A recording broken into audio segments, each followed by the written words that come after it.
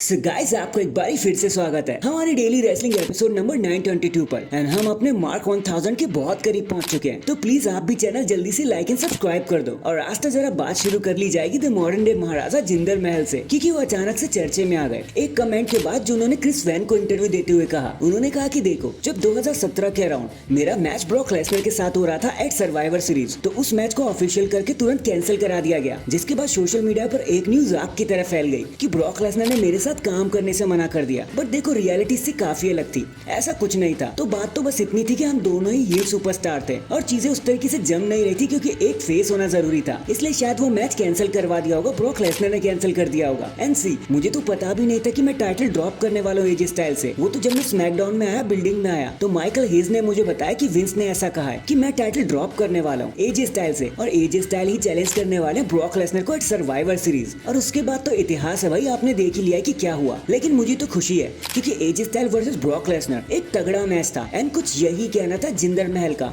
अपनी सफाई में कि भाई उनका ब्रॉक लेसनर का मैच स्क्रैप क्यों कर दिया गया। बाकी चलो जिंदर, आप कहते हैं तो हम मान लेते हैं। एंड आप वीडियो को एंड तक पूरा देखना। एंड नाउ आप देख रहे हैं रेसलमैनिक्स एंड सब्सक्राइब करना तो बनता है। वेल देखो, इतना तो हम आपको कल ही से ही बता रहे थे कि बॉबी लैशली अब डब्ल्यूडब्ल्यूई छोड़ने की कगार पर आ चुके हैं। आई बटन पर लिंक शो कर रहा होगा, जाकर उस वीडियो को चेकआउट कर लेना, वहाँ पे मैंने सारा हाल बता रखा है। लेकिन देखो, फ्लो को कंटिन्यू रखते हुए डब्ल्यूडब्ल्यूई ने इस चीज को जरा सा और पुश दे दिया, हवा दे दी, क्योंकि इन्होंने बॉबी लैशली के साथ साथ टामिना और एमवीपी को भी अपने इंटरनल रोस्टर से रिमूव ही कर दिया है। जिसका मतलब ये है कि ऑन पेपर ये तीनों ही स्टार्स अब डब्ल्यूडब्ल्यूई का हिस्सा नहीं रहे। अब देखो, एमवीपी तक समझ में आता है, टामिना तक समझ में आता है, बाकी बॉबी लैशली को इस तरह निकाल देना, भाई इसने जरूर झटका दिया होगा डब्ल्यूडब्ल्यूई यूनिवर्स को, क्योंकि बॉबी लैशली कोई छोटे मोटे स्टार नहीं है। तो hashtag shocker of the year. Next guys, अब देखो समर स्लैम में तो जो होगा सो होगा, बट नेक्स्ट ईयर पंक के साथ क्या होगा उसकी शायद पूरी स्लेट हमारे सामने आ चुकी है। पूरा शेड्यूल पता चल चुका है, क्योंकि according to the reports WWE Seth Rollins versus CM Punk को करवाने के पीछे ही पड़ी हुई है, क्योंकि भाई उनके मन में ये मैच जा ही नहीं रहा। उनको ऐसा लगता है कि ये मैच एक मनी मैच है। रेसलमेनिया 40 में नहीं हुआ तो क्या हुआ, रेसलमेनिया 41 में तो इसे कराया जा सकता है। और यही सपने डब्ल्यूडब्ल्यूई अपने दिल में सजाए बैठी है। एंड रिपोर्ट्स की मानी जाए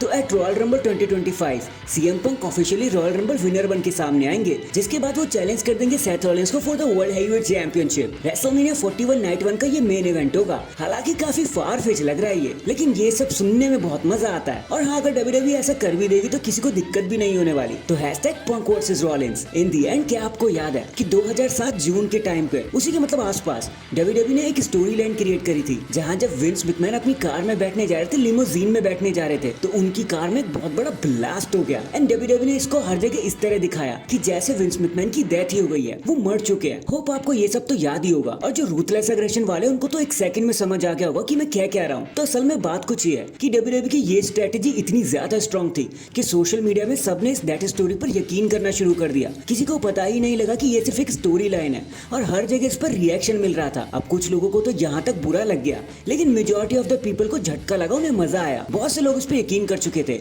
बहुत सी न्यूज साइट तक भी इसे रियल मान चुकी थी। लेकिन फिर अचानक से क्रिस बेनवर्ट एंड उनकी पूरी फैमिली की रियल लाइफ डेथ ही हो गई। हम सब जानते कि वो सुसाइड अटेम्प्ट कैसे हुआ, और फिर मिस्टर मैकमैन को 2 हफ्तों में वापस आना पड़ा सब कुछ बताने के लिए कि एक्चुअली में हुआ क्या है। डब्ल्यूडब्ल्यूई की डेथ स्टोरी देखो काम तो कर गई, लेकिन 2 हफ्तों से ज्यादा चल नहीं पाई। एंड हमने इसी बीच देखा डब्ल्यूडब्ल्यूई सुपरस्टार की हिस्ट्री का सबसे बड़ी ट्रेजिक डेथ स्टोरी। हालांकि डब्ल्यूडब्ल्यूई सोच रही होगी कि विंस के साथ करते हैं, लेकिन ये बुरी चीज क्रिस बेनवर्ट के साथ हो गई। लेकिन लोगों ने दोनों पर यकीन कर लिया। So that is it guys, अभी के लिए तो बस इतना ही। आप मुझे बताना, जब विंस की डेथ स्टोरी आपके सामने आई थी, मतलब जो भी लोग देख रहे थे रूथलेस एग्रेशन वाले, क्या आपने उस चीज पर झट से यकीन कर लिया था, या आपको पहले से ही पता था कि डब्ल्यूडब्ल्यूई सिर्फ स्टोरी लाइन चला रही है? कमेंट करके जरूर बताना। एंड चैनल पर नया है तो चैनल को जल्दी से लाइक एंड सब्सक्राइब कर दो। बाकी मैं मिलता हूँ आपसे किसी और अपडेट के साथ। तब तक के लिए अपना ख्याल रखें और खुश रहें।